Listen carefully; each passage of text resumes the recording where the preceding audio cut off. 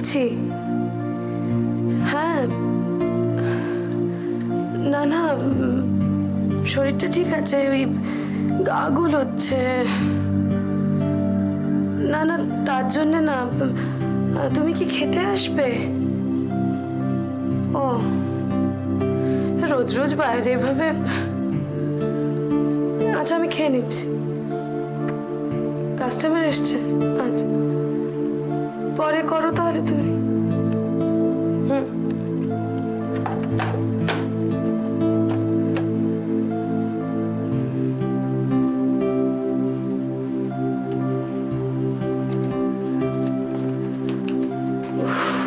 মাগো।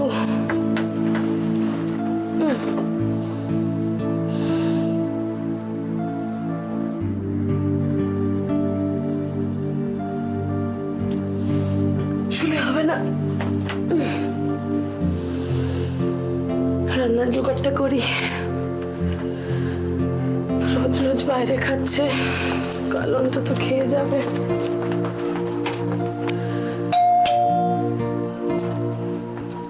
কি মিনতি এলে?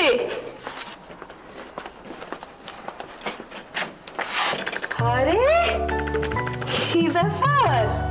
আয় আয় আয় আয়। ওরে বাবা, সূর্য কোন দিকে উঠেছে? হ্যাঁ, পশ্চিমে। আজকে নির্ঘাত পশ্চিমে উঠেছে। আয় বস। ধরো গাবলু। আবার গাবলু বলছিস? এখন তো আরো হবি তুই। আমি ওর কাছে শুনলাম গুড নিউজটা, জানাস নি কেন? ওই আর কি, সদ্য নিজেই জেনেছি। বস সীমা, বস। আয় বাবা, দেখ বাজারের সমস্ত ফল আমার জন্য নিয়ে চলে এসছে। টানবেই তো। কি ব্যাপার, কোত্থেকে আসছিস তোরা? আমি ওর বাড়িতে গিয়েছিলাম, আমার ননদের বিয়ে তো। তো ননদের বিয়ে? কাঠ কোথায়, নেমন্তন্ন? আরে দাঁড়া দাঁড়া, ধীরে তুই এগুলো একটা জায়গায় রাখ। হ্যাঁ, তুই পুরো কথাটা কমপ্লিট করতে দে, ওর কিছু বলার আছে। কি বল? হ্যাঁ, সেটাই বলছিলাম, আমার ননদের বিয়ে তো। ওর বিয়েতে না আমরা ঠিক কাউকে সেভাবে নিমন্ত্রণ করছি না, সেই জন্য তোদের কাউকেই আমি বলতে পারবো না রে। এটাকে প্লিজ অন্যভাবে নিস না। বেশ, নিলাম না। কিন্তু আমাদের সীমা দেবীর কি হয়েছে? ও মা, সে কি? সীমা, তুই বলিসনি কিছু নাদিয়াকে? কি হয়েছে? না, বলিনি। মানে এই সময় ওর দুশ্চিন্তা করাটা ঠিক হবে না বলে বলিনি। কি হয়েছে বলবি তো? মায়া সুইসাইড অ্যাটেম্প্ট করেছিল। হাতের শিরা কেটে। কি বলছিসটা কি? কেন? জানি না, কিচ্ছু জানি না। খুব একটা ডিপ কাট হয়নি, ফার্স্ট এডেই ঠিক হয়ে গেছে।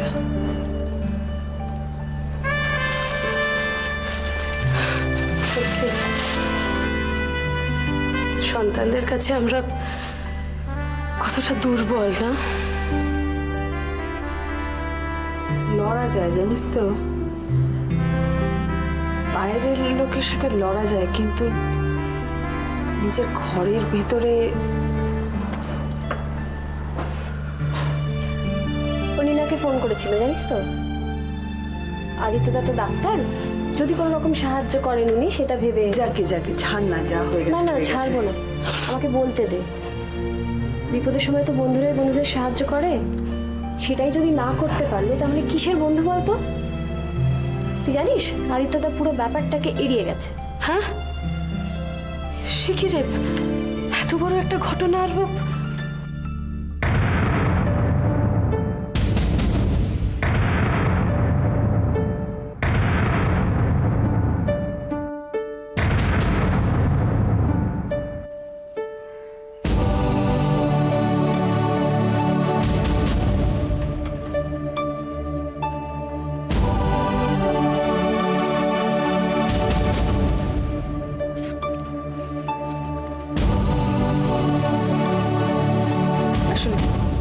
সেই সময়টা তোর কথাটাই সব থেকে আগে মনে পড়ে গিয়েছিল, সেই জন্য ফোনটা করি। আমি নিরুপায় ছিলাম। মানে তো সরি। আমি বুঝতে পেরেছি তখন একটু মনটা খারাপ হয়েছিল, কিন্তু আমি বুঝতে পেরেছি। নো প্রবলেম, ঠিক আছে। তোরা কি রে সকলে মিলে কান্নাকাটি করছে? আচ্ছা কি বলতো লতা, এটা কি সিনেমার লাস্ট সিন হচ্ছে নাকি? হ্যাঁ, চোখে চলে মিটমাট। এখন মায়া ভালো আছে সেটাই আসল। মালাটার কি খবর রে? ও এলে 5 কন্যা কমপ্লিট হতো। দাদা একটু চা করে। এই না রে না, আর দেরি করবো না রে, শাশুড়িকে একা ফেলে এসছি, শরীরটা ভালো নেই তো ওনার। ওই সীমার বাড়িতে গেছিলাম, ও তারপরে গিয়ে শুনলাম তোরা সবাই এখানে, তাই। শোন, আমি তো আমার ননদের কথা তোকে বললামই, আমি একটু মাতাজির কাছে যাব, কয়েকটা জিনিস জানার আছে। তুই যাবি সীমা আমার সঙ্গে? আমি না, তোদের বিশ্বাস তোদের কাছে রাখ, আমি বরং এই পেট ফোলার কাছে থাকি। এই কোথায় ভুলেছে? এখনো বলেনি তো, দেখ এই ভুলেছে। উমেশ, নাদিয়া, এত ভালো খবরটা আমাকে জানাসনি তো? তুই জানতিস না? আশ্চর্য। তুই যাবি আমার সঙ্গে? হ্যাঁ ভাবছিলাম, জানিস তো অনেক দিন থেকে যাওয়া হয়নি মাতাজির কাছে। আমি গেলে তো অসুবিধা হবে নাকি কোনো? কিসের অসুবিধে, চল না। আচ্ছা আসি রে, আসি। আসবি আর একদিন। আসবো, আর শিগগিরই। সাবধানে থাকবি। Good news. Thank you. আসি, হ্যাঁ? আসবি লতা, আসবি। টাটা। আসি রে। সাবধানে।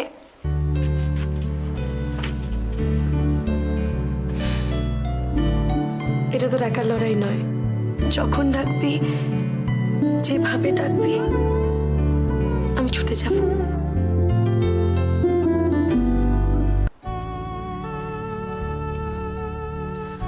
নাও আগে শরবত খাও, একটু ঠান্ডা হোক। যাও তুমি ভেতরে যাও।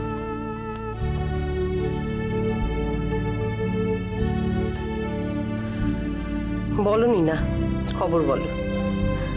আপনার কাছে আমার অনেকদিন আগেই আসা উচিত ছিল মাতাজি, কিন্তু এমন কতগুলো কাজে আটকে গেছিলাম। বিশ্বাস করুন, ওই শান্তিযজ্ঞটা হওয়ার পর থেকেই না বাড়িতে বাড়িতে সব অশান্তি দূর হয়ে গেছে, সব কিছু আবার ভালো হচ্ছে।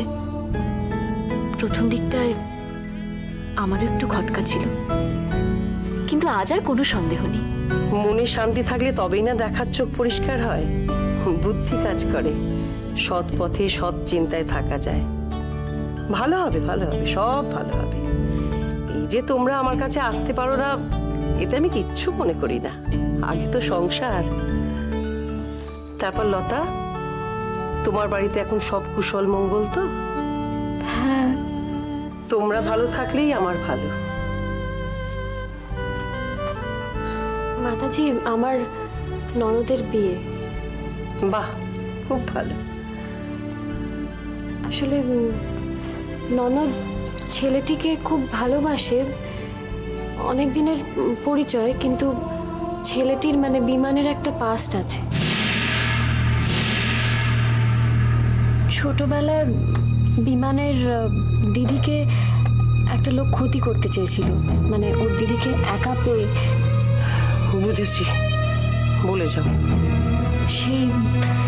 সেই সময় আর কি, সেটা দেখে দিদিকে বাঁচাতে গিয়ে বিমান লোকটির মাথায় ব্যাট দিয়ে আঘাত করে, আর তাতে লোকটি মারা যায়। প্রাণহানি, মৃত্যু ঘটেছিল? অবশ্য পরিস্থিতি যা হয়েছিল তাতে বিমান ঠিকই করেছে। আমাদেরও তো তাই মনে হয়। আমাদের কোনো আপত্তি ছিল না এই বিয়েতে, আমার ননদই বেঁকে বসেছিল। অবশ্য এখন আবার ও নিজেই মত দিয়েছে। মাতাজি, আমার একটা অনুরোধ আছে, বিয়ের দিন কিন্তু আপনাকে একবার যেতে হবে ওদের আশীর্বাদ করতে। লতা, তুমি তো জানো আমি কোথাও যাই না। আমি বিয়ের দিন ওখানে উপস্থিত থাকবো না।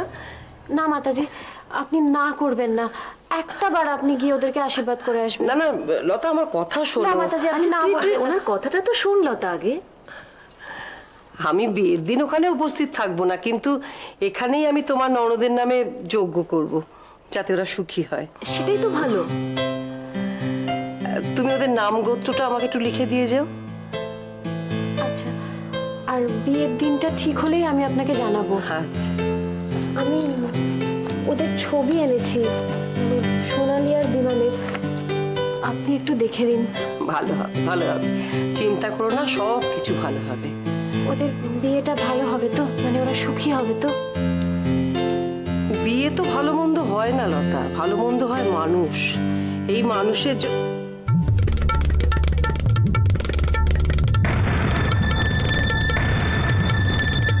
মাতাজি, মাতাজি,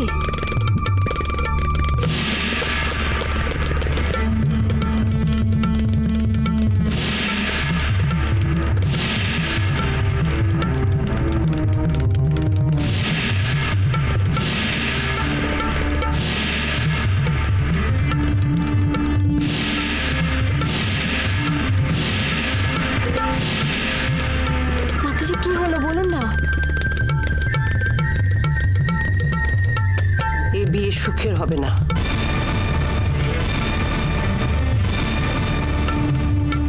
কথা কথা আর কথা। হ্যাঁ। আমি আর কোনো কথা শুনতে চাই না। I want action. স্যার আমরা পুরো এরিয়াটাকে কন্ট্রোলে আনতে পেরেছি স্যার।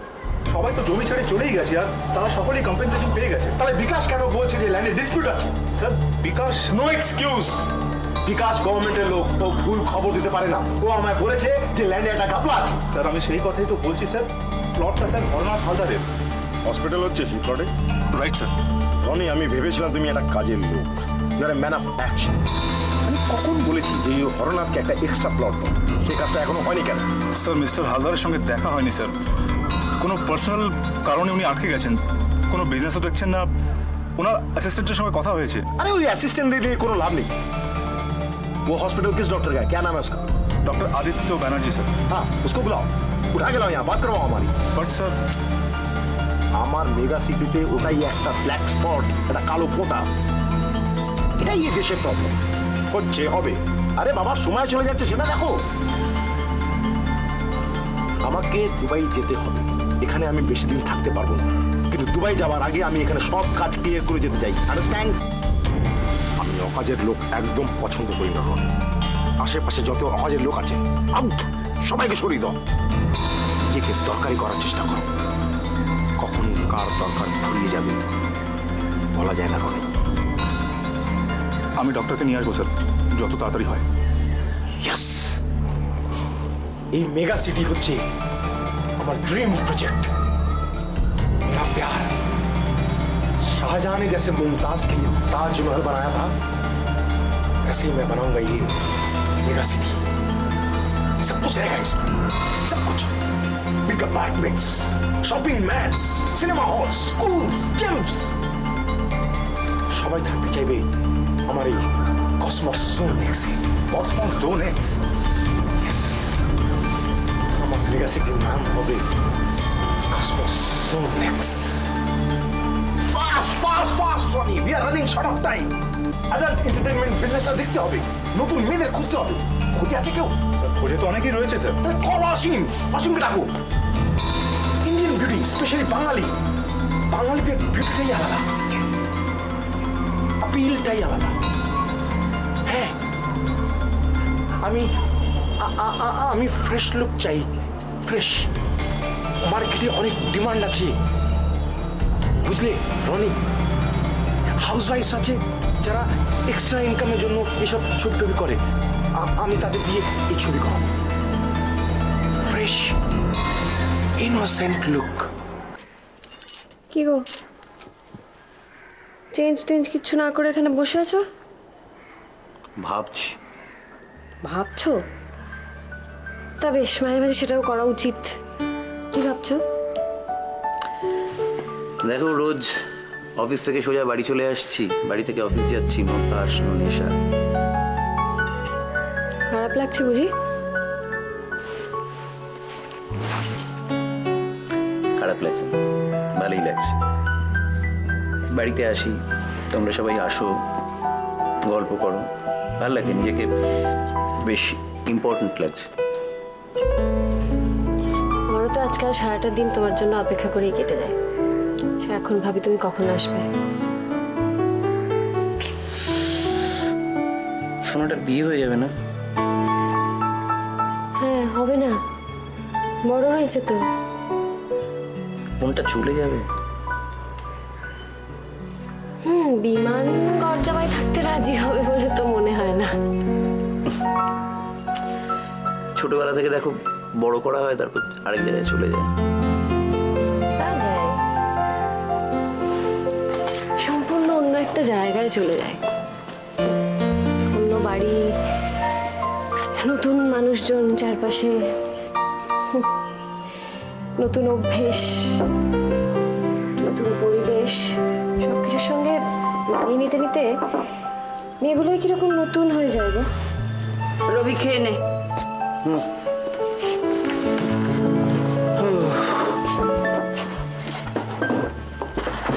বসো না মা, বসো। বৌমা একটু চা নিয়ে এসো রবির জন্য। হ্যাঁ না,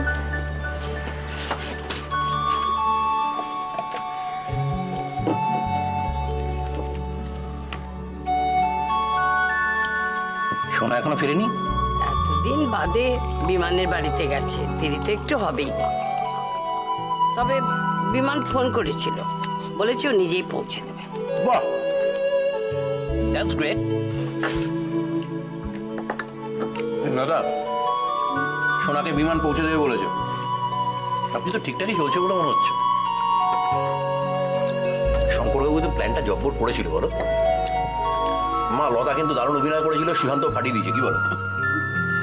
বাবা আগে থেকে ভালো বলবো না, আগে ভালোই ভালো সব মিটে যাক তারপরে। আমার কালে একটাই, কেউ আসবে না। এই নিয়ে আমাদের কথা হয়ে গেছে মা, আমরাই থাকবো ব্যাস। আমি একটু মাতাজির কাছে গিয়েছিলাম বিমান আর সোনার বিয়ের ব্যাপারে আশীর্বাদ নিতে। দ্যাট গ্রেট মাতাজি। রবি চুপ কর না। মাতাজি কিন্তু ঠিক মানে উনি ঠিক খুশি হতে পারলেন না বিয়ের খবরটা শুনে। মানে উনি বললেন এই বিয়েটা সুখের হবে না। কি বলছো বৌমা? সত্যি ছাড়ো তো তোমরা এসব। সোনার বিমানকে মাতাজি চোখেই দেখলেন না, বলে দিলেন ওদের বিয়ে সুখের হবে না। আমি তোমায় বলছি লতা, আমরা দুজন যদি আলাদা আলাদা ওনার কাছে যাই না, উনি আমাদের দুজনকে দেখে হয়তো বলবেন তোমাদের বিয়ে হওয়াই সম্ভব। তোমাদের দুজনের উপর কালো ছায়া আছে। মাতাজি সেটাই বলেছেন বিমানের কালো ছায়ায় আমাদের মেয়েটা সুখী হতে পারবে না। দেখলে কি বলেছিলাম?